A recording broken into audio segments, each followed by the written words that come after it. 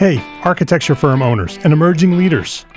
Get ready for unparalleled insight into the development of a world-class architecture firm and a worldwide organization driving the digital transformation of the design and construction industry.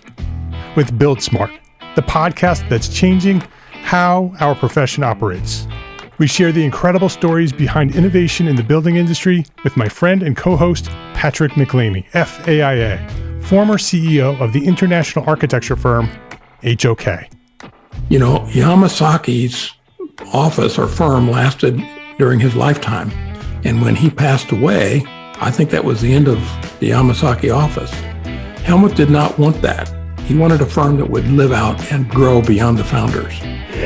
In Season 1, discover the untold stories behind HOK's meteoric rise, from 150 employees in St. Louis to a powerhouse with over 1,900 staff members and 27 offices worldwide.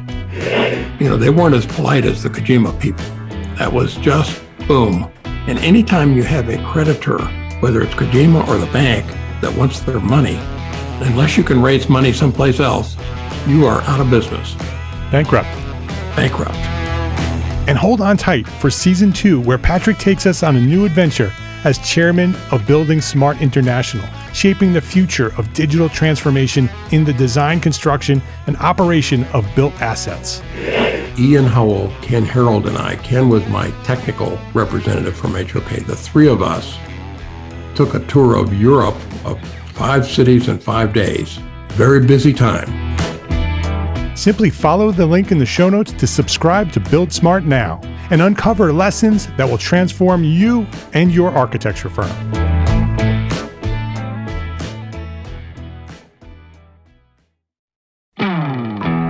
Hey, architecture firm owners and emerging leaders. Get ready for unparalleled insight into the development of a world-class architecture firm and a worldwide organization driving the digital transformation of the design and construction industry. With Build Smart, the podcast that's changing how our profession operates. We share the incredible stories behind innovation in the building industry with my friend and co-host, Patrick McLeamy, FAIA, former CEO of the international architecture firm, HOK. You know, Yamasaki's office or firm lasted during his lifetime. And when he passed away, I think that was the end of the Yamasaki office. Helmut did not want that. He wanted a firm that would live out and grow beyond the founders. In Season 1, discover the untold stories behind HOK's meteoric rise, from 150 employees in St. Louis to a powerhouse with over 1,900 staff members and 27 offices worldwide. You know, they weren't as polite as the Kojima people. That was just boom. And anytime you have a creditor, whether it's Kojima or the bank, that wants their money, unless you can raise money someplace else, you are out of business. Bankrupt. And hold on tight for Season 2, where Patrick takes us on a new adventure as chairman of Building Smart International, shaping the future of digital transformation in the design, construction, and operation of built assets. Ian Howell, Ken Harold, and I, Ken was my technical representative from HOK. The three of us took a tour of Europe of 5 cities in 5 days. Very busy time. Simply follow the link in the show notes to subscribe to Build Smart now and uncover lessons that will transform you and your architecture firm.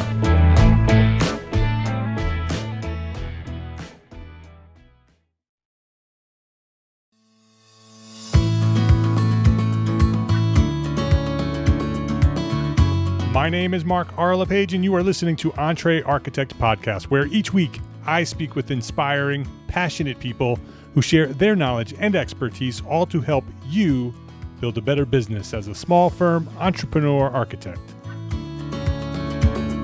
Melissa Harstine, welcome to Entree Architect Podcast. Hey, Mark. Thanks for having me.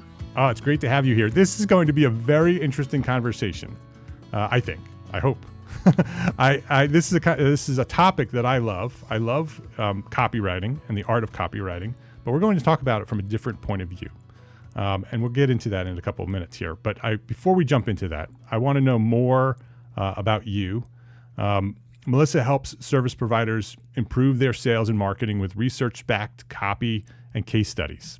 As a trained journalist, she leverages customer interviews to craft words that inspire people to take action. And so that gives a little bit of what Melissa does and how she does it. She's a copywriter, but she does it a very interesting way, and that's what we're going to talk about today. Before we do that, I want to know your origin story, Melissa. Who or what inspired you to do what you do? So share that story of your journey to where you find yourself today. Yeah, thanks, Mark. So I actually started my career as a journalist working at a niche newspaper for the elderly. So just like try to imagine me in your mind for a second, right? Like I'm 22, fresh out of college, writing stories about senior citizens.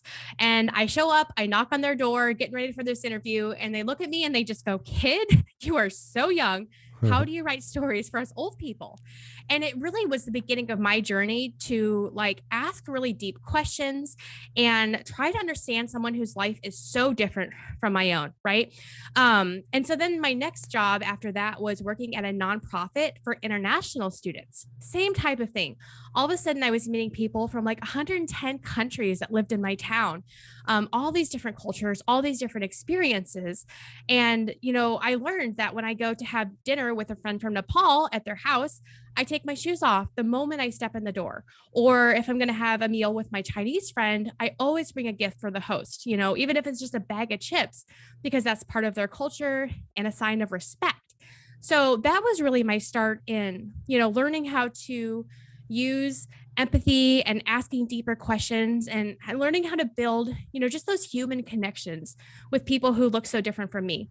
So then when I started my writing business in 2016, that's where this all really came together. The art of storytelling, like I did at the newspaper, the art of asking questions and understanding people, and the craft of marketing and telling stories in a way that really make people feel like you understand them, you see them, you're not just selling to them, you're having a really good conversation. Sometimes it feels like you're a mind reader because you understand exactly what it is that your clients are looking for and you can speak to them just very authentically. I want to go back to you as a young journalist talking to the elderly, knocking on the doors of people who, and they look at you like, what? Why do you want to know anything about me? But my question about that is how much of that period of your life prepared you for what you do today? Because I know from speaking with elderly people that they have fascinating stories because they've lived a life way beyond anything that we can imagine. They lived so much longer than we have. They've experienced things that we've only heard about and read about in books. They've lived through that. So they are the greatest storytellers of our time. How much of that moment of time in your life prepared you for what you're doing today? Exactly. I remember some very specific stories that jump out at me, interviewing a woman whose house was, knocked down by a tornado. It ended up coming and hitting my town as well. But, she said that she heard this sound coming and it sounded like a freight train. And she thought, that train's not whistling. So she went down to her basement, was sitting on a chair in the middle of the room. Tornado came, knocked over the house that she had built with her husband. They self-financed it. They built it like one load of lumber at a time as they could afford it. And this tornado completely takes her house down to the foundations. But she looks at me and she goes, "Kid, you won't believe this, but there was not one scratch on me. My glasses were broken, but I was completely okay." Was that due to their really great, construction abilities? I don't know. But, just stories like that of heartache and hope. This guy who was an 89-year-old lifeguard, he'd had a heart attack like 5 years before and walked miles a day to like regain his strength. And then he's a lifeguard at a tech school.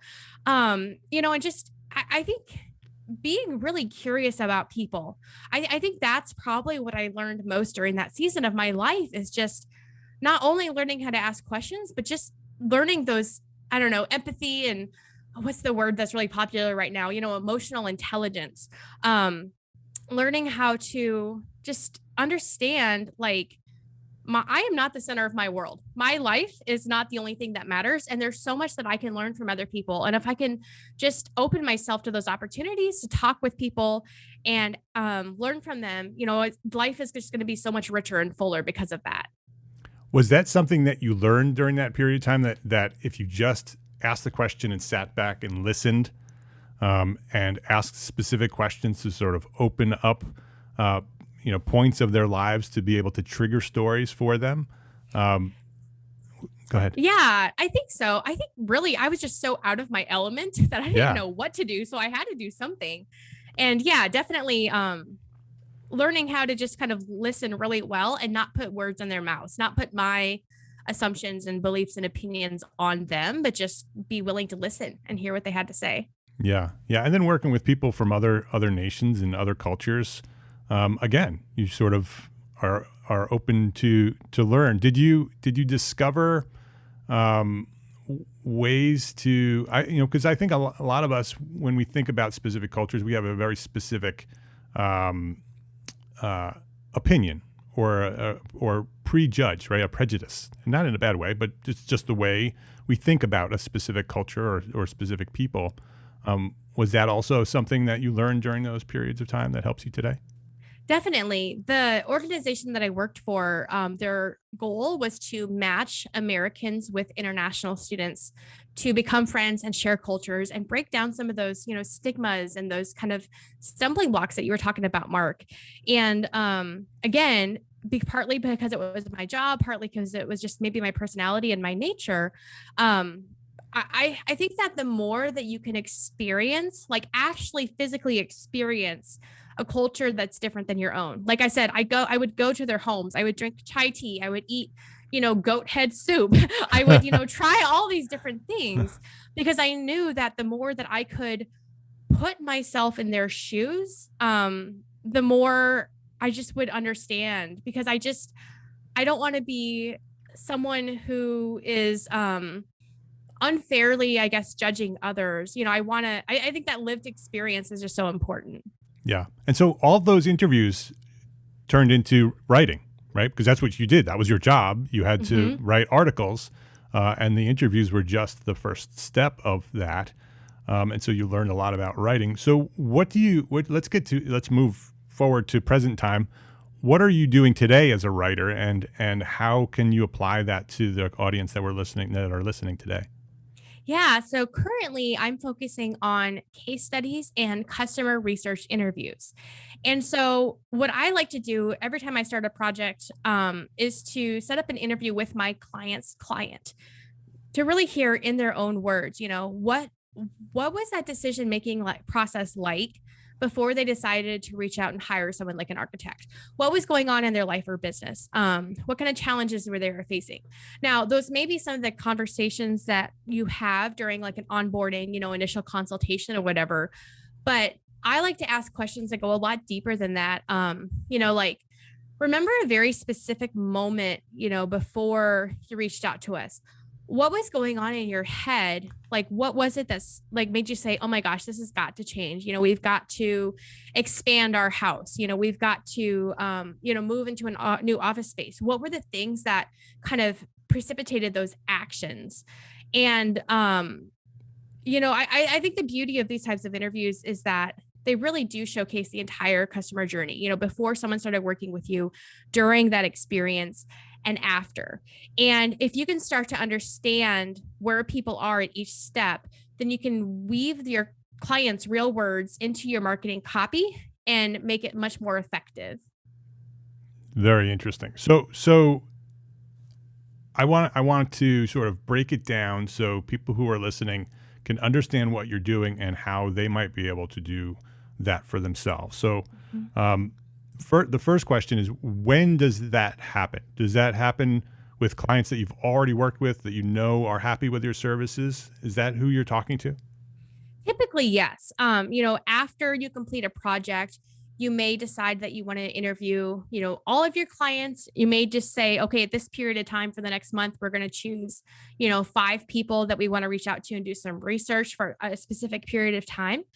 But if you're noticing some gaps in your sales and marketing funnel, if you're noticing that there's a lot of people that are booking consults, but not ultimately hiring your firm for their project, that could be an opportunity to go and interview people who did not become clients, because that information can also be really, really valuable in understanding like, where is that disconnect between what they're wanting, what I'm offering, and how can I bridge that gap in our sales conversations and our marketing and stuff. Right. And other than guessing, that's the only way you can find out answers to those questions, is to ask the people who know the answers. Exactly. And I think that's one of the biggest reasons to do client interviews, is that you don't have to guess, right? I think sometimes when people are writing marketing content, it's hard because they're just kind of trying to come up with things out of thin air. Or again, they're thinking about their own experience and what I would want to hear, but your clients don't have the level of knowledge and expertise of architecture that you have. In fact, most of them probably don't even, they communicate probably on a different level. I mean, I think about myself, I've worked with a couple architecture firms to write website copy, but still my understanding is on a much more basic level. And so doing these client interviews can kind of help you in a sense translate your professional expertise, your professional way of communicating about things and doing things, translate that language into words that your audience can really understand and relate to.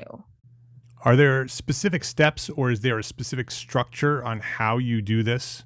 So let's say you know a specific client that you want to talk to, and so you want to set up that meeting. What's the process that you would typically go through to get the information that you're looking for in an efficient way? Yeah. I always start with small talk because it just kind of helps put people at ease. And, you can talk about their family, what they did over the weekend, that kind of thing, and just kind of help people calm down. And I always recommend that you come prepared with a list of questions. Again, kind of thinking through before, during, after, what was going on before you hired us? What was the experience like while we were working together? What kind of results or impact or changes or, quality of life stuff are you experiencing now? But even though you come prepared with that list of questions, be willing to go off script and trust your gut. If you find something interesting and you want to dig deeper, just go for it. Because I think that oftentimes the best information that you're going to get from people is when they're on those little rabbit trails. And rather than just feeling like you have to go boom, boom, boom, ask all these questions in very strict, rigid order, just be willing to let people share their stories organically, just however that unfolds. Yeah. So then the other thing I would recommend is that as you're asking these questions, be sure to ask follow-up questions to dig even deeper and get more detail. So you could say, hey, you just mentioned this, could you give me an example of that? What does that specifically look like in your life? What kind of impact would that have, if you had a bigger home, if we do this remodel for you, if you had a bigger office space, how would it affect your employees? How would it affect your productivity?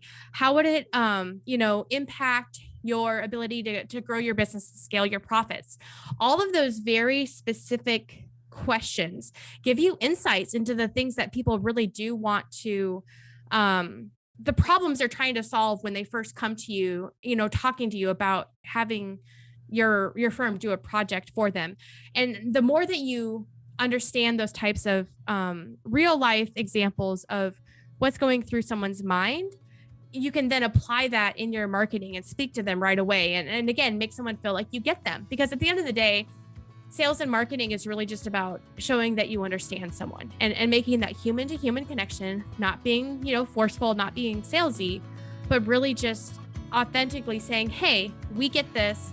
We can help you solve that problem. Here's why. Let's take a break to thank our sponsors for their support of this episode. As architecture demand increases toward pre-pandemic levels and beyond, how are you and your architecture firm keeping up? ARCAT is here to help. ARCAT.com offers several free tools to help architecture and design firms like yours get work done faster. Use ARCAT's powerful search engine to find the right products for your projects, and download BIM, CAD, and specifications right there on the same page without needing to pay or register. It's free. ARCAT.com also offers product videos, catalogs, green reports, product certification information, outline and short form specification generation, and so much more. Visit arcat.com today. arcat.com is your one-stop solution to help increase your productivity and get more projects done faster. That's arcat.com. ARCAT.com. FreshBooks makes it simple to send invoices, post your expenses automatically, track your time for your whole team by project, and get organized with financial reports, communication, and notifications. My favorite feature in FreshBooks is the automated invoice reminders. I think sending invoices and getting paid is one of the biggest barriers to our success as entrepreneur architects. Who has the time? But if we don't send out the invoices, we don't get paid, right? FreshBooks makes it easy to send out your invoices and get paid fast, online, with a click of a button. And when your client doesn't pay you on time, FreshBooks will send them a friendly email reminder through a simple system that you control. Sign up for a free 30-day unrestricted trial and get ready for the simplest way to be more productive, organized, and most importantly, get paid faster. Go to entrearchitect.com/freshbooks and enter EntreArchitect in the How Did You Hear About Us section. That's entrearchitect.com/freshbooks. In the last few years, premium outdoor spaces have become a must-have architectural feature. And Infratech outdoor electric heating systems have become the brand of choice among leading architects. Infratech heaters provide energy-efficient ambient warmth that allows homeowners to live outdoors during cooler months. Clients love them because they can enjoy 100 more nights a year outside. Architects love them because of their unparalleled versatility. From heater capacities and colors to mounting options that can either seamlessly disappear or accentuate a space with beautiful decorative coverings. They're also the only comfort heat company to offer smart home integration and hands-free voice-activated control. For over 60 years, Infratech has made their products in the USA at competitive prices. They offer incredible design and live technical support at every stage of a job. A few years ago, I was visiting Sonoma Wine Country in California. It was during the autumn, so it was a bit cool when the sun dropped below the horizon. One evening, we joined a group of friends for dinner at one of the big wineries, and we ate outside on the veranda. That amazing Sonoma sun was setting behind the vineyard, so it was getting rather cool that evening, but we were very comfortable. In fact, the temperature was perfect for an outdoor meal during a cool Sonoma evening. I looked up and around to discover why that temperature was so comfortable and found, yes, you guessed it, an Infratech heater integrated with the design of the wood trellis above our table.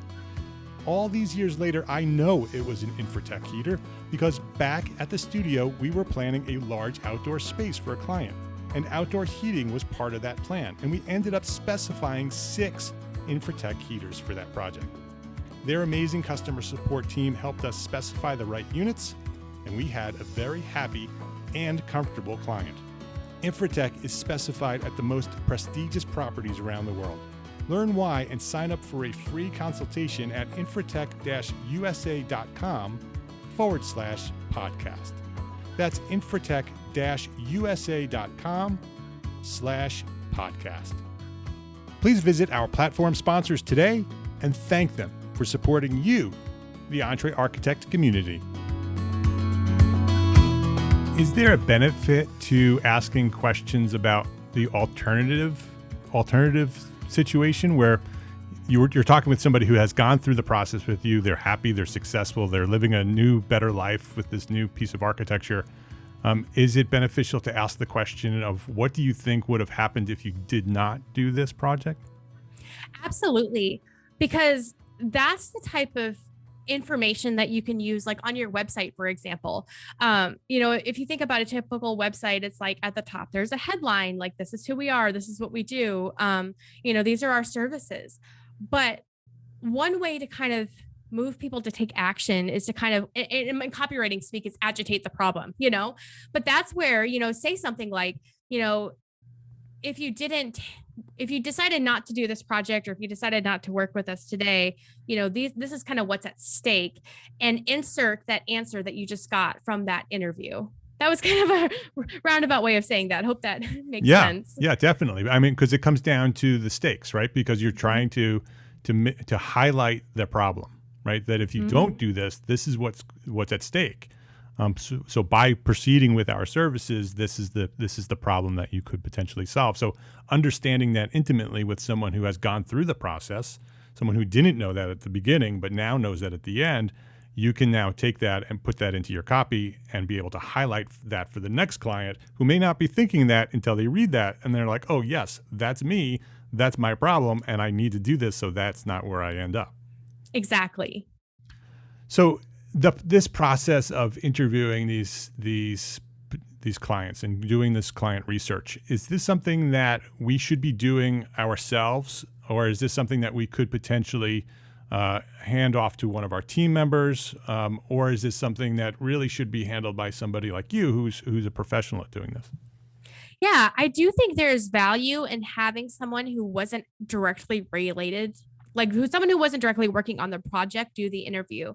Because I think that people are more willing to open up and speak candidly with an outsider, whether that's, someone on your team who wasn't, part of this, or someone like me as a professional, because people tend to say what you expect them, what they say, what they think you want to hear. Right. And maybe don't give the best answers. So that's why I would recommend that.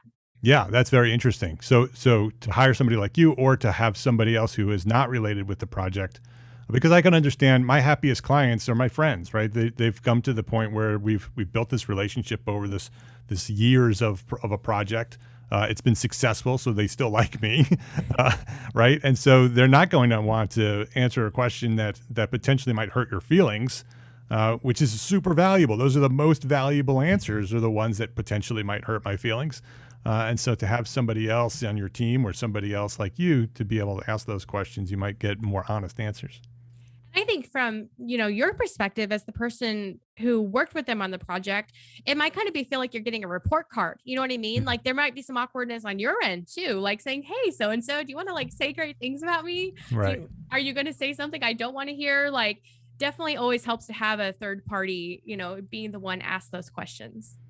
So we've gathered all of this information. So we've had this meeting, we've asked these questions, we've taken notes. Is there should we be doing this as taking notes, or is this something that potentially we could record? Is there an advantage to recording it? Yeah, I always recommend recording the interview. I think the easiest way to do it is by video, something like Zoom, and use that audio recording, whether it's, again, video or audio, but turn it into a written transcript. I like to use an app called otter.ai. There's also things like Rev, lots of different transcription services out there. But the benefit of being able to hear it and see it is that you're just processing that information on different levels. In fact, I actually always print out those transcripts after the interviews and go through them by hand. And I'm looking for themes, things that people say, in 3 of the 5 interviews, for example, if I'm doing a series of them. I'm looking for really great quotes where someone says something that's just really moving, or they say something in a really unique way. I'll highlight that with one color of highlighter. I'll go in and highlight pain points or emotions or whatever, in a different color, because I think that just processing that information by hand, as your audience probably knows, being, a team of creatives, there's a deeper type of, awareness that happens when you're doing something in that very tangible way. And so once you've kind of looked through that information, kind of processed it and sorted it a little bit, I like to take it and put it into a Google Doc or a spreadsheet so that you can actually reference it easily and continue to use it. So that may be something as simple as setting up a Google Doc, that says, what was going on before they decided to work with me? Like, here's question 1, question 2, question 3, and just kind of start to a bulleted list under each question for the various answers that you got. And then, part 2 is here's the during section. Part 3, here's after. But you also, may just have an entire document full of really, really great quotes. because I don't know how many times I've been looking for like a testimonial, to kind of show the power of what I'm able to do. And I'm like, I know this one person said this one thing, but I just don't know where it's at. And having, you're in the middle of a client meeting and someone's like, have you done this type of project before? Can you basically give me evidence that you're capable of doing it? Being able to quickly find, have your client sing your praises for you, and being able to quickly find that information in an easy to access Google document just makes that so much easier. That is such a great idea. It's so valuable to take that interview, transcribe it so it becomes writing, then go through a process of analysis, looking for specific pieces in this interview that you've had. So you can now start highlighting the emotional comments, the befores and afters, like you said, and then put them in a spreadsheet. So now you have a database of all of this information. So you have a very quick way of finding the pieces that you're looking for, finding the testimonials. The best testimonials always come from a casual conversation with somebody while they're just talking about you. Now you can go back and say, hey, you said this. Can I use this as a testimonial? Wow, so valuable. And now you have this database full of information. And over years, you're going to be doing this. You'll be collecting all of this information potentially over years. Now you can potentially see patterns, right, in this data. Because now you can see people saying the same words over and over and over again. That's where it really becomes valuable, right? Yeah. Well, and here's another thing, Mark, you mentioned a little bit ago about, solving problems for people and asking them, what kind of, like, basically what was at stake, Another thing you can often ask is like, what were you uncertain about? Was there anything that made you kind of hesitant before you said yes and decided to hire us and move forward with this project? Because again, those hesitations, those uncertainties are things that you can then address in an FAQ page on your website. I think FAQ pages are sometimes the most boring thing on a website. They're just, kind of stock answers. But if you can really write them from a way of like addressing hesitations or concerns that people have, then that does a lot of the selling for you. And they come to your consultation or your sales meeting or whatever, like already having those things out of their way. And they're just more willing to say, okay, what's next? How can we make this happen? But here's like another tip though, is that not only can you ask people during these interviews, like what hesitations did you have? But if they've already been a client of yours, say, hey, looking back now with the experience that you have, how would you answer that question for someone else? Like, let's say we're meeting with a client tomorrow and they have that exact same concern. What would you tell them? And so then you actually have the hesitation or whatever and the answer from your clients in their own words. Yeah, and you can actually attribute that answer to your client. So it's not me answering that question. It's somebody who's gone through that process. So it's sort of a testimonial about this question that this person may have. Exactly. Wow. It's interesting what we're talking about here, because we've talked about copy over and over again on this podcast. Everybody knows that copywriting is important. The words matter that are on your website. But how do we get those words, right, is so important. And that's always a question from architects, from our community. I understand copy is important. Websites are important, but how do I know what to write? And this is the process. Go through this process, collect this data, research it, analyze it, document it, and now you have all of the information you need to develop whatever you're creating, right? Whether it's proposals or case studies or websites or all the what are some of the other things that we might be able to use all this information for? Yeah, if you are looking for opportunities to speak in other people's communities, whether it's you're speaking on a podcast or at a networking organization in your community, when you're sending that pitch, I guess, to be on someone's show or speak in their community, you can use a testimonial from your client about their experiencing working with you to really show your credibility and also the value of what you have to offer. I think, if you are sending out any kind of weekly emails or doing social media posts, whatever that kind of outbound marketing is, or inbound marketing, again, using your client's own words, whether it's a testimonial. I think personally, the hardest thing about social media posts is always the first and last line, right? You want to have a really great introduction that grabs attention. and you want to have a really great closing at the end that just like makes that whatever it is you're trying to communicate linger in somebody's mind. And if you can use your client's exact words from that database of client interviews, it just makes it a lot easier to write a hook or a first sentence to that social media post in a way that is going to like jump out to people. Yeah. And if you have collected all of this information over time, now you have tons of information for social media, right? That's another question that we have all the time. What do I do with social media? I know social media is important. What do I do and how do I do it? Well, if you have a database full of information that's come from people you've worked with, or people who have not worked with you, right? And they moved on to somebody else, and why, we've talked about that before. Now you have something to write in all of those social media posts. Exactly. And if you like, you know that you're getting the same questions all the time. People are always like, I wish I had known this before we started working together, or I was really curious about this and I didn't understand it. Then that's where you say, okay, I'm going to write a series of educational posts about this topic on social media to help my audience understand exactly what it is that I do, so that some of those questions or those uncertainties are just erased from their mind. And it really just does remove a lot of the friction from the buying process when people do really understand, like they really get it. Okay, this is what you do, this is what you offer, this is how you can help me, this is how it's going to go. So interesting, so valuable. If somebody wanted to, small firm architects are super busy. We're wearing so many hats, doing so many different things.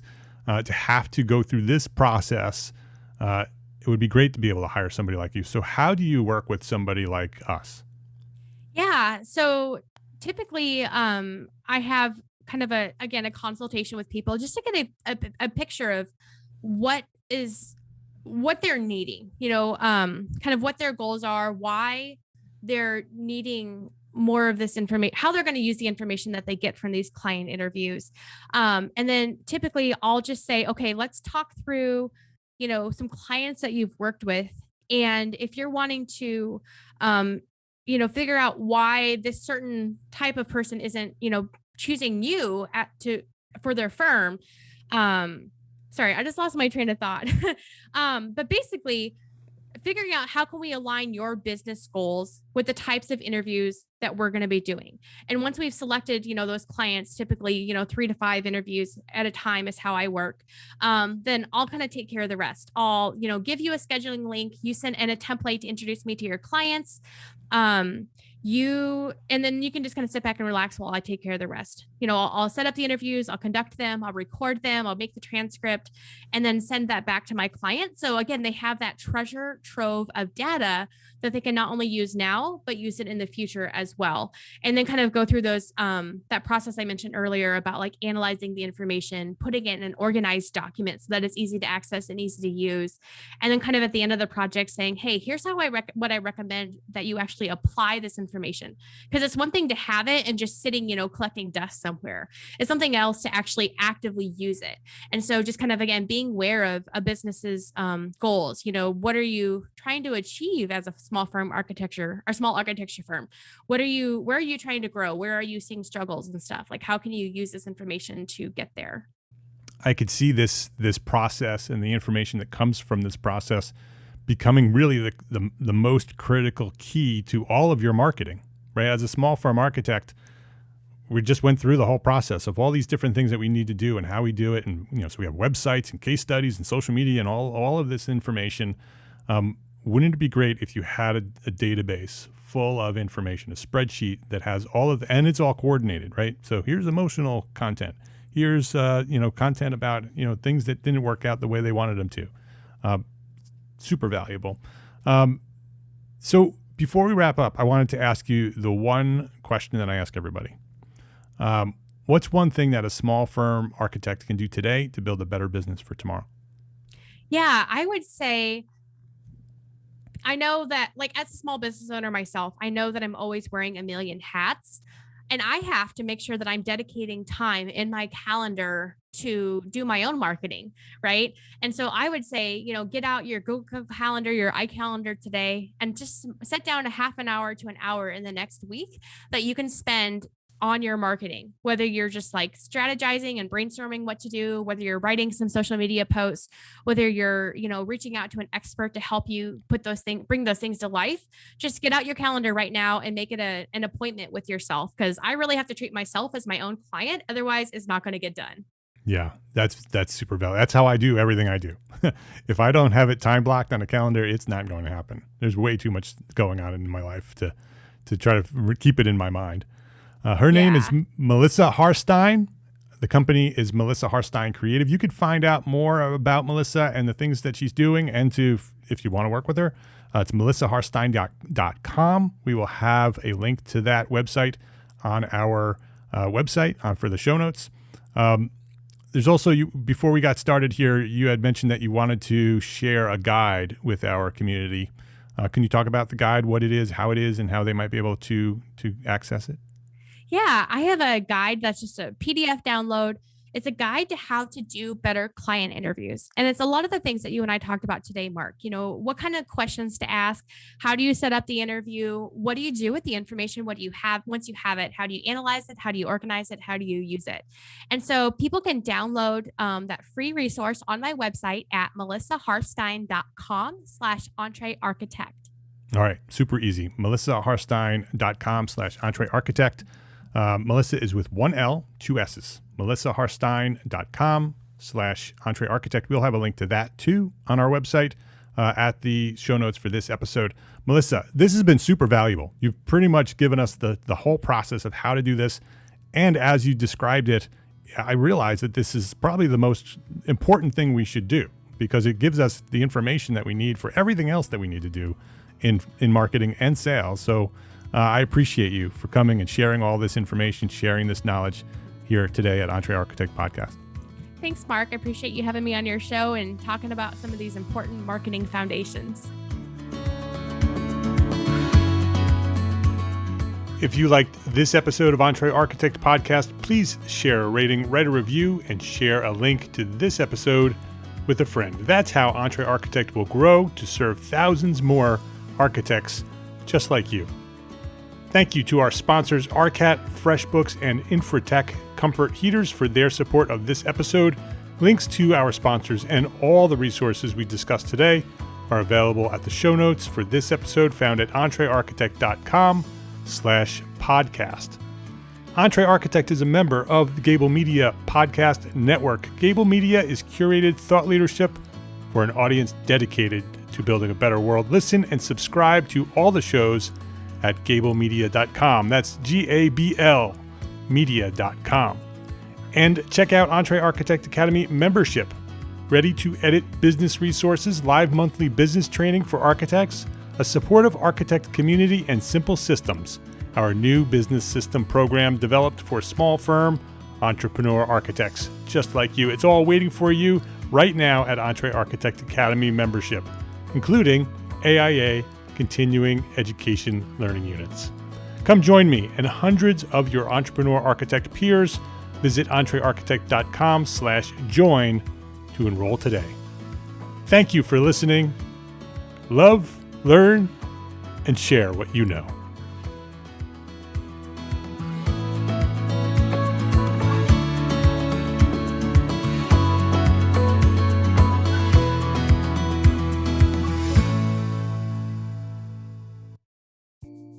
Imagine earning continuing education credits while doing exactly what you're doing right now.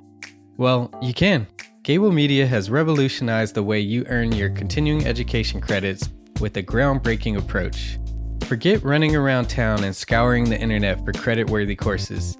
Fulfill your CE requirements effortlessly by listening to engaging podcasts just like the one you're listening to now. Our podcasts are designed to educate, entertain, and inspire, all in a user-friendly environment. But wait, there's more. Architects, Gable Media is also approved as an AIA continuing education services provider. Upon completion, we handle everything, from reporting your hours directly to the AIA to storing your certificates in your personal Gable Media profile for your self-reporting needs.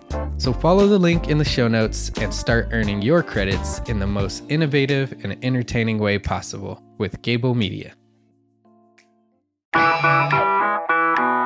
A Attention architects and creative minds, get ready to supercharge your brand with Build Your Brand, the podcast that's unlocking the secrets of branding success for creatives. Hey there, it's Mark Arlepage, founder of Entre Architect, and I'm inviting you to join my friend, architect marketing expert Jeff Eccles at Build Your Brand podcast, where he explores the captivating stories of the world's top brands and transforms their lessons into powerful moves for small firm architects and creatives like you. In Season 1, Jeff shares the thrilling tale of Southwest Airlines, where he dissects their journey to the summit and distills it into strategies tailor-made for you. It's important to keep in mind that companies like Southwest compete in the real world, just like you, and face real-world challenges, just like you. You might be surprised at how similar those challenges are to the struggles that you grapple with on a day-to-day basis. Don't miss out on your blueprint for success. Subscribe, tune in, and let's build your brand together. You may have noticed that the very best brands in the world are also known for having somewhat unique corporate cultures. That's often the glue that holds everything together when they encounter those rough spots. We don't do it because it inconveniences the passengers to whom we are primarily dedicated, the short haul, frequent flyer. Follow the link in the show notes to subscribe to Build Your Brand today. Remember, no matter the size, the journey's the same. Your brand's journey to the top starts here.